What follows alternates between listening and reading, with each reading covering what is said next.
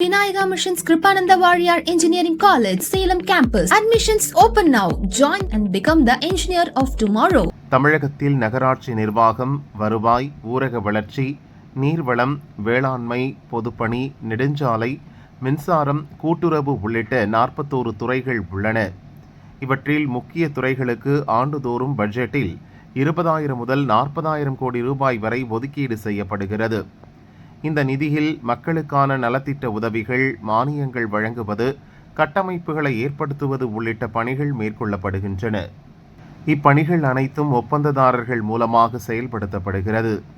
இதற்காக அவர்களின் தகுதி அடிப்படையில் 1 முதல் 5 வரையிலான தரச்சான்றிதழ்களும் வழங்கப்படுகின்றன.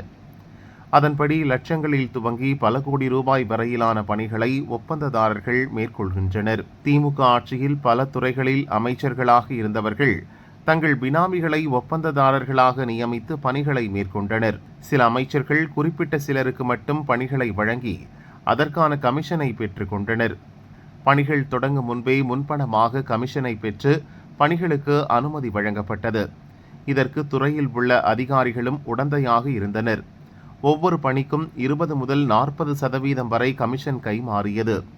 தாவேகா அரசு பொறுப்பேற்ற பின் முக்கிய துறைகளில் நடக்கும் கமிஷன் கலாச்சாரத்திற்கு முற்றுப்புள்ளி வைக்க முதல்வர் விஜய் முடிவெடுத்துள்ளார்.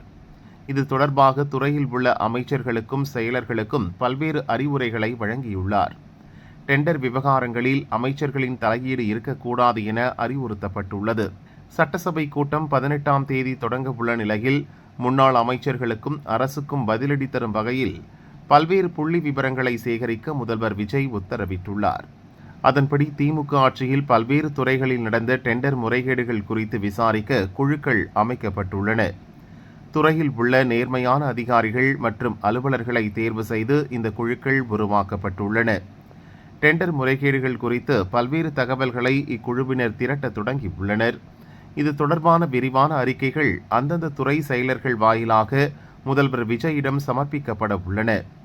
அறிக்கை சமர்ப்பிக்கப்பட்ட பின் முறைகேடுகளில் ஈடுபட்டவர்கள் மீது தாவேகா அரசு சட்டப்பூர்வ நடவடிக்கை எடுக்குமா என்பதை பொறுத்திருந்துதான் பார்க்க வேண்டும்.